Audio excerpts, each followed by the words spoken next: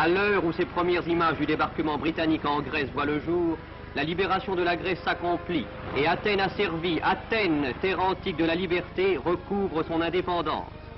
Les îles de la Grèce, qui semblent détachées du monde et appartenir à une civilisation de légende, se débarrassent de l'oppression nazie.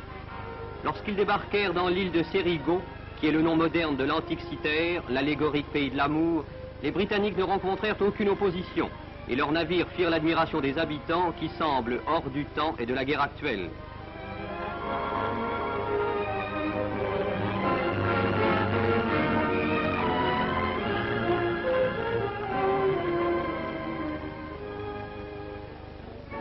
L'armée clandestine de la Grèce ne lutte pas moins vaillamment que celle des autres nations opprimées.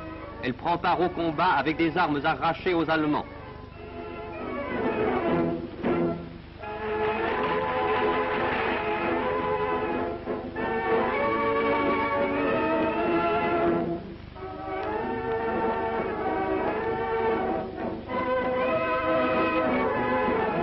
Les drapeaux anglais et grecs peuvent de nouveau flotter côte à côte, et Patras est la première grande cité grecque qui soit libérée.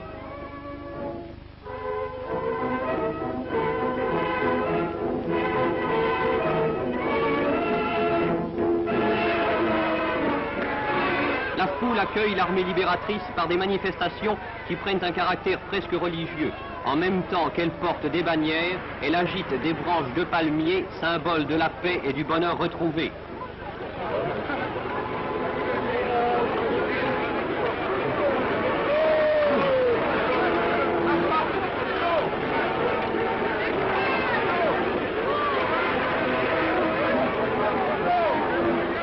Les chefs des mouvements de résistance sont fêtés comme les héros de l'Antiquité devaient l'être. Descendu à cheval des montagnes où il vivait caché et où il commandait une troupe de patriotes, le maire de la ville est acclamé par ses concitoyens.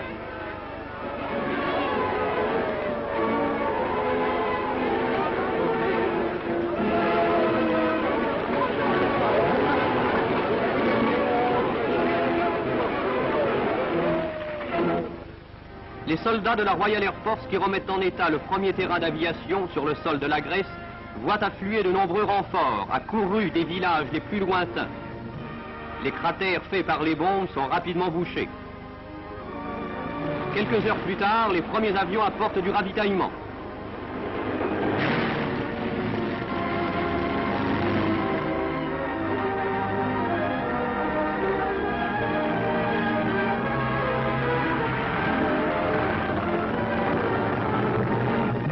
C'est surtout par mer que le ravitaillement est amené afin de remédier aux dangereuses privations imposées par les Allemands aux populations grecques.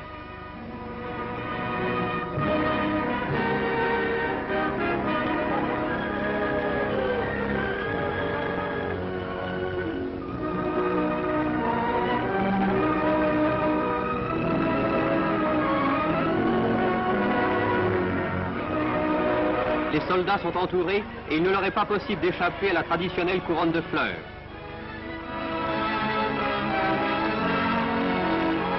De village en village, de ville en ville, de pays en pays, la nuit de l'oppression se dissipe sur l'Europe. Chaque jour, la liberté regagne le terrain qu'elle avait perdu.